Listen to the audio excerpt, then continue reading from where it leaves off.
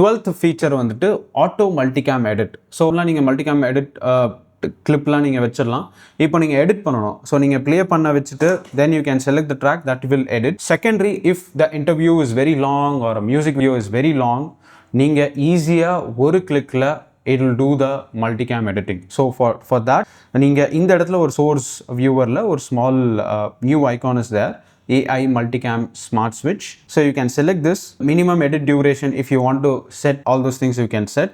நான் இப்போதைக்கு எதுவுமே செட் பண்ண போகிறது கிடையாது. I'm just going to hit analyze.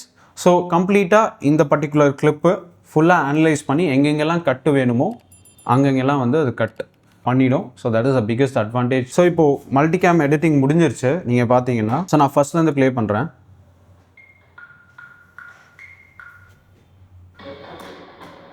So drums play ஆகும்போது அந்த ட்ரம்மரை காட்டுறாங்க.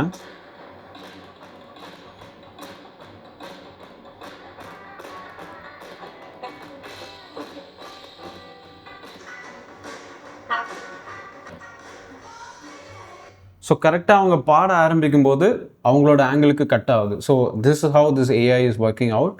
ரொம்ப ஃபாஸ்ட்டாக இருக்கும். நீங்கள் இன்டர்வியூலாம் கட் பண்ணும்போது யார் பேசுகிறாங்களோ அவங்களுக்கு ஆட்டோமேட்டிக்காக கட் ஆகிடும். ஸோ நீங்கள் வந்து ஒவ்வொரு ஷார்ட்டுக்கும் உட்காந்து நீங்கள் ஒவ்வொரு வேர்டுக்கும் உட்காந்து நீங்கள் ஒர்க் பண்ணணும்னு அவசியம் கிடையாது. So this is biggest advantage. And plus நீங்கள் சப்டைலும் கிரியேட் பண்ணிக்கலாம்.